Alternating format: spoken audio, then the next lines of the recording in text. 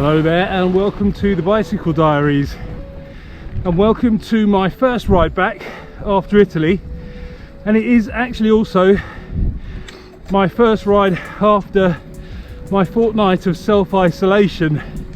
So this is going to be a little bit of an experiment just to see how much fitness I've lost and how much fitness I've retained, and use that as a benchmark for the next few weeks of my training.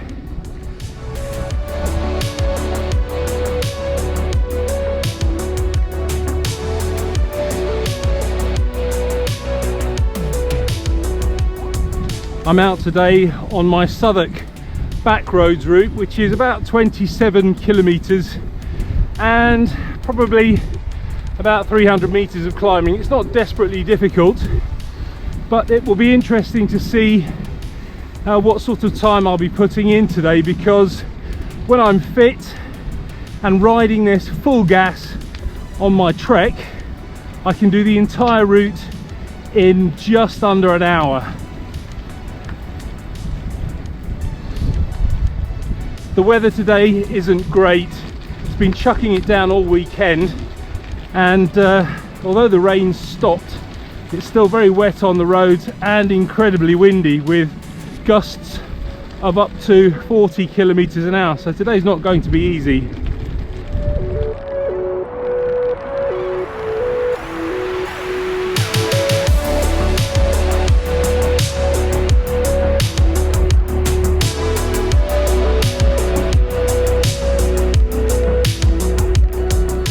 My strategy today is to take things relatively easy. I'm still going to try and push myself a little bit, but I'm not going to gun it so hard that I'm kind of out of breath and really sort of working at it.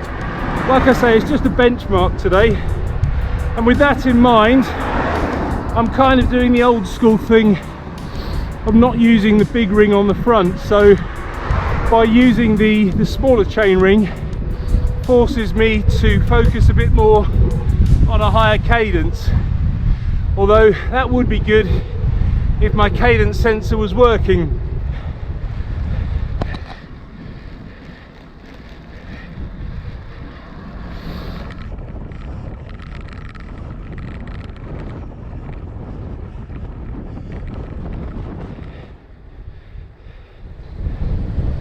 Another strategy I'm using is to just build my speed slowly back up once I've decreased for things like junctions. That way, again, you're not gunning it and you're just taking things relatively easy.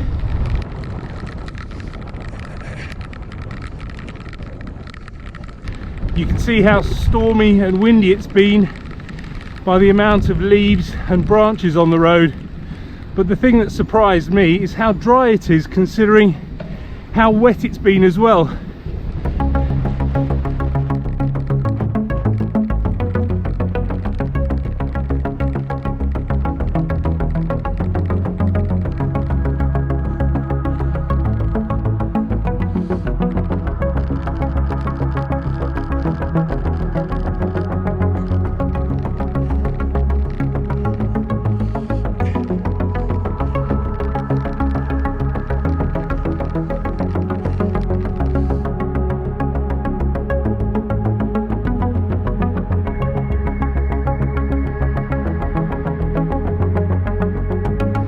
The temperature isn't too bad today. It's about 13 degrees Celsius. I'm only wearing short sleeve gloves, and I think it may be borderline for that. I've got a pair of long sleeve ones in my jersey pocket, and if I get any colder I might change over.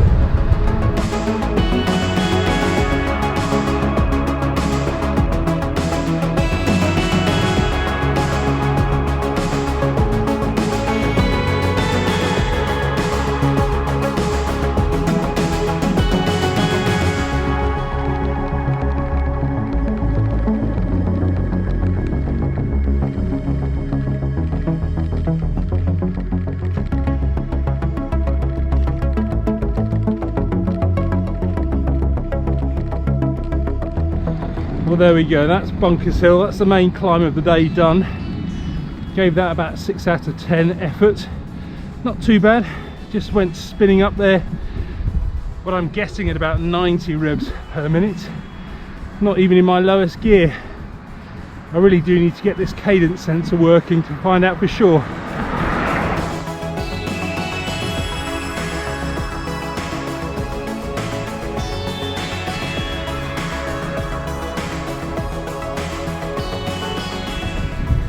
Now I've been riding this bike a while, I can feel that there are a couple of little positional issues, and that's obviously because I was riding the Pinarello out in Italy with a very different position, and that I think was slightly better, so I'm going to try and replicate that on this Specialized when I get home.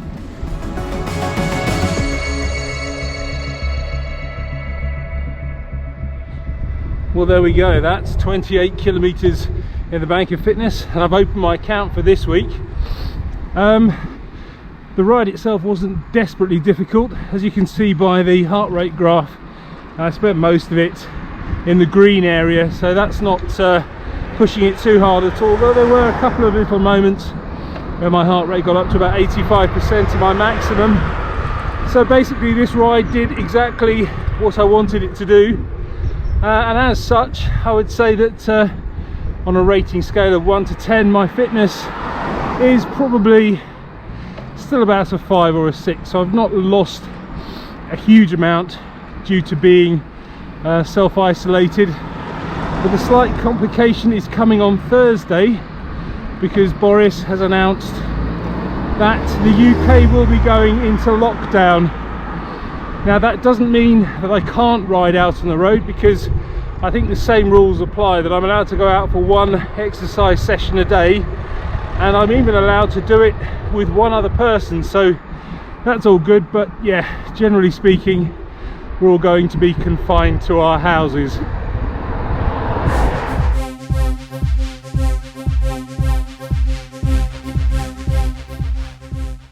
As it happens, it took me 1 hour and 19 minutes to complete this route. So all in all, I'm not too unhappy with that, as I was taking it fairly easy, and it gives me a baseline for my winter training. And with that, let's speak to fitness coach Garry Palmer for the first of his monthly coaching sessions.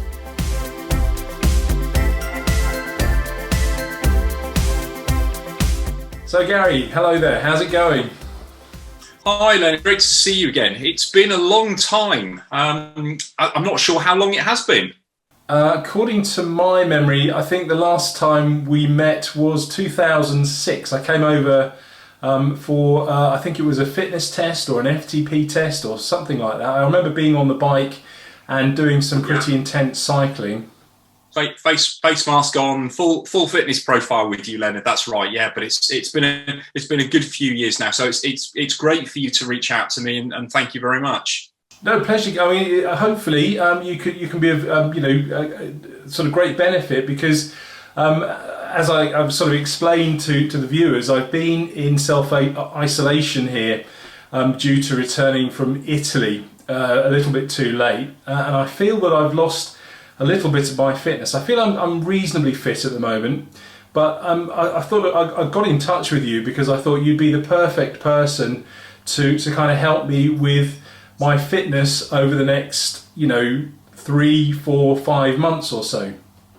Yeah, well, I mean, for me, and it doesn't matter what level you're at, and I can look at it from my coaching hat, or I can look at it from my fitness testing hat, my exercise physiology hat. For me, this is the perfect time of year that any cyclist, whatever your level, whether you're an absolute novice, complete beginner, whether you're a recreational rider that goes out with a couple of buddies or by yourself, or whether you're a pro, this is the time of year that you should be starting to think about what do you want to achieve next year. And I know it seems really early, but I always say to my athletes, end of October, start of November, for me is I'm already thinking about the year ahead. We don't wait until January the 1st. We start doing that now. So I'm going to turn the tables at this point and ask you a question. So have you already got some? And I know you've put this already in short term. You said, I've come off lockdown. I don't feel as good as I should be, having been locked away for 2 weeks. but you're thinking really short term. Well, I already want you to think about long term. So have you got any targets, goals, and aims for 2021? I do, yes. One of my first sort of big targets of the year is to be able to ride the Isle of Wight randonnée. Now that's it's about 110 kilometres around the island with about 1,500 metres of climbing, and I think my best time off the top of my head is about 5 hours or so. I would have to look it up on Strava, and if I could do that's the first week in May. And do my fastest time around there. Plus, this year I was given a place for the London 100, but obviously that got cancelled. And hopefully, I might get a similar place this year. So I've only ever ridden 100 miles twice.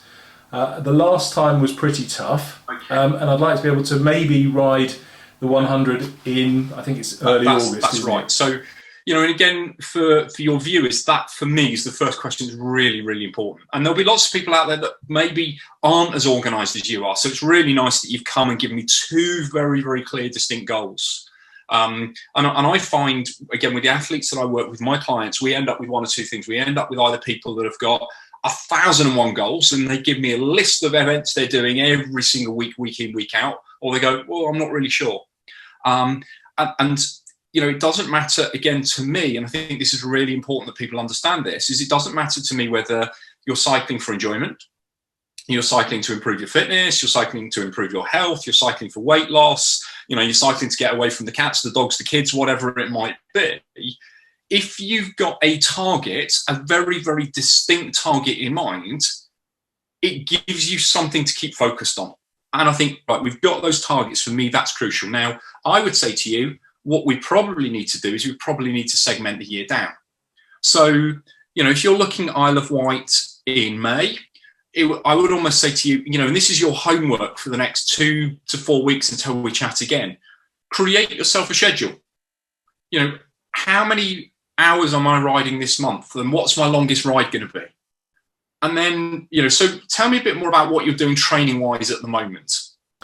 Well, I'm going out on the road whenever possible, and I'm probably accumulating maybe between 150 and 200 kilometres a week, and that's at between, I would say at the moment, 70 and 85% of my maximum heart rate. That's good. Now, I like working with heart rate rather than power, to be honest. Even some of my elite athletes, I've got them working on heart rate. People think I'm still in the dark ages, but actually it gives me a much better understanding of what your body is doing. For the guys that have got power, we can tie heart rate and power together. But, the crucial thing for me at the moment is everything needs to be done, or the majority of the work that needs to be done is done as a steady state. So it's done as nice and controlled, maybe not chatting as fluidly as we are here, but having a conversation with someone, having to think about that breath. Having that conversation with someone, having to think about that breath. If you get into the point that you're half wheeling each other, if you're riding with someone and the conversation starts to dry up and you're riding too hard. And so again, for me, there's some fabulous indoor turbo trainers around at the moment. And there's some fabulous platforms, but the worry I have with using them, and I don't need to name them, you know them all, is you end up racing all the time. People get on there and think, this is an excuse for me to go and turn myself inside out for 20 minutes, half an hour, or an hour and a half, whatever they're sat on there for. For me, that's the wrong thing to do. It's about keeping it steady, keeping it enjoyable, keeping it comfortable. And certainly between now and Christmas, I would be saying to you, let's look at the number of hours that you can target. So set yourself a target. What's the minimum number of hours that you feel that you can achieve, that's capable, that you're not going to beat yourself up by, that might be 2 hours, it might be 5 hours, but that's the minimum that I want to try and achieve from you every week. And you might have an upper ceiling of, 5 hours, 8 hours, 12 hours. And that's what we're trying to hit. So rather than have a definitive, I'm going to do 3 hours this week and 4 the next and 8 the one after that, give yourself a window, give yourself an opportunity. Because if you don't meet that exact target, then you start to kick yourself. You start, I've not met my target. And if you start to fail to meet your target for 2 or 3 weeks in a row, you then end up with a situation of, why am I even bothering? And again, you're great because you've got an audience of followers that will keep you motivated. So set yourself a window, a range. What's achievable? Don't necessarily go over it. That's not always better. But what's the baseline? You know, whether it's 2 hours, and if you're only going to do 2 hours a week, it's small, manageable chunks. I don't want you to go out on Sunday and do 2 hours and not be able to do anything for the next 7 days. I'd rather see 20 minutes a day, 4 days of the week. So we've got an hour and 20 and a 40-minute ride at the weekend. Much better, that drip, drip, drip consistency. So, look at your work diary. Look at what family commitments you've got. Again, a lot of people aren't traveling at the moment because of what's going on, but sort of try and think about life. Try and think about your commitments. See what is acceptable and reasonable to you, the family, and everything else. We can't predict what the weather's doing outside. So again, you've got to obviously be, aware of that and tweak accordingly, which is why I say normally I set an upper and a lower target of what I try and get the individuals that I work with to try and achieve. So we're starting to think about, not necessarily worrying about this 2 weeks that we've just lost, because we're going to build up from that. And I think if you had a decent level of fitness before you went into isolation for 2 weeks, it takes 4 to 6 weeks of inactivity before you really start to lose fitness. So, the first couple of rides back will feel a bit grim. They won't feel brilliant, but you'll be bouncing back before you know it. Set yourself something that's achievable. And if you can start to achieve those small lumps of what, the targets that we're doing, and I think we won't talk about it today, but hopefully next time we'll spend a bit more time talking about, how we use your heart rate zones, how we use them properly and everything else like that. Then you'll get more from your riding. And the principles that I use are about training smarter, not harder. So it's using your time far more effectively. I would much rather see a rider doing 4 or 5 hours of training a week smartly than doing 15 or 20 hours a week where they're just going out and riding haphazardly.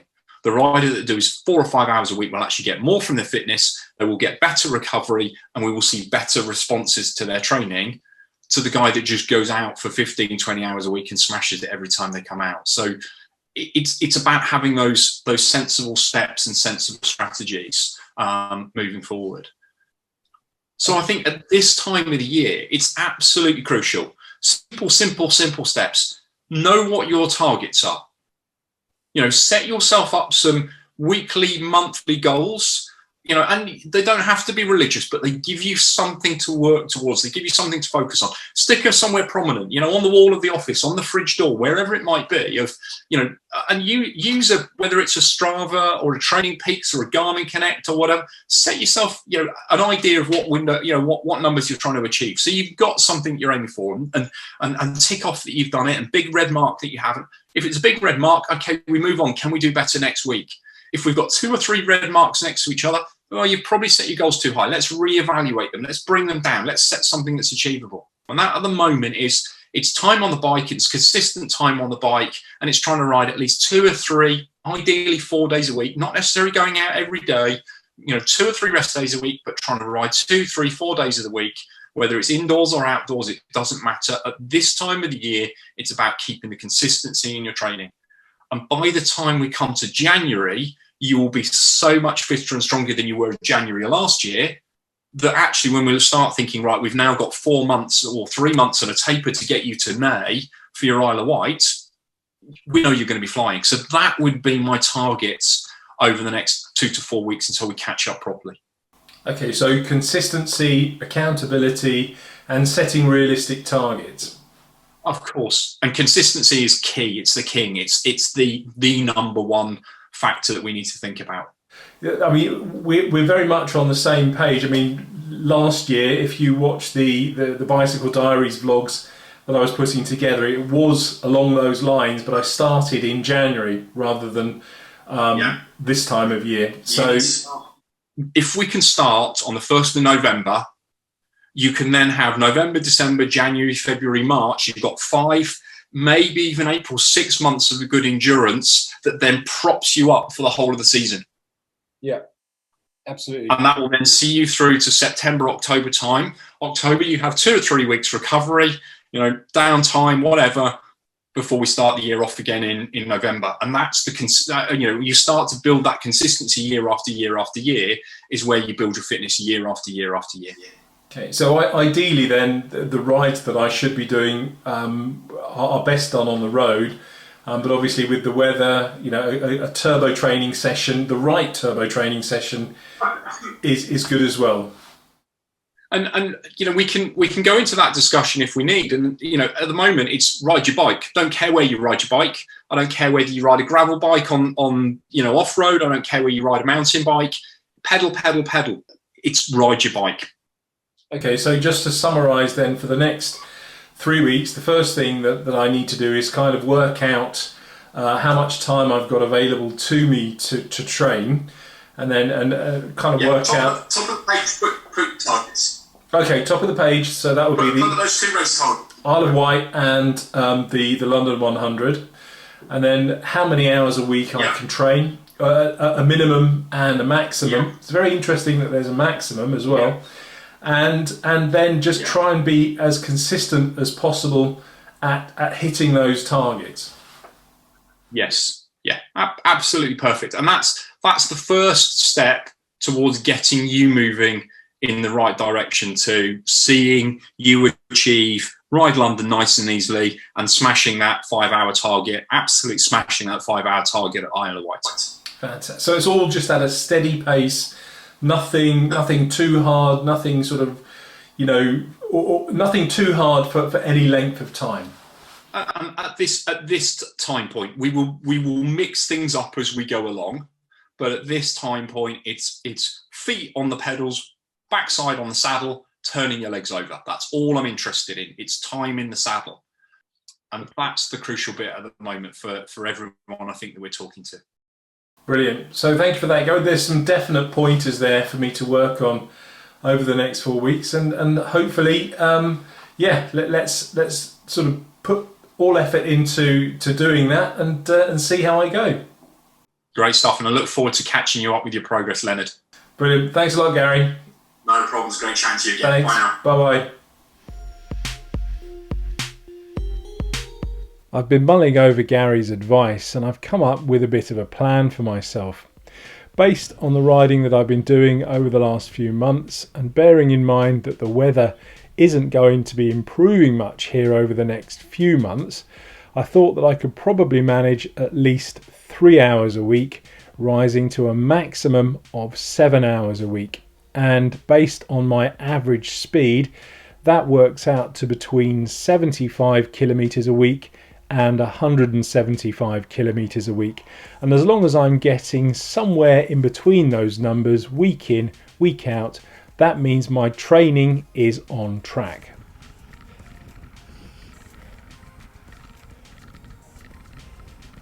So far this week, it's not been too bad on the bike. I haven't had time to sit down and calculate the numbers exactly, but I have been out and done 4 rides, and I'm guessing I've totaled between 110 kilometers ridden with about 4.5 hours of seat time. So without really realizing it, I've kind of hit Garry's first weekly totals.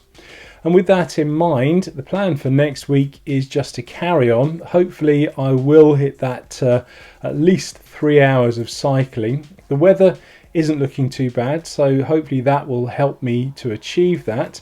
And then it's just a question of continuing on, chipping away at it, and hoping to get the rides in. Thanks for watching.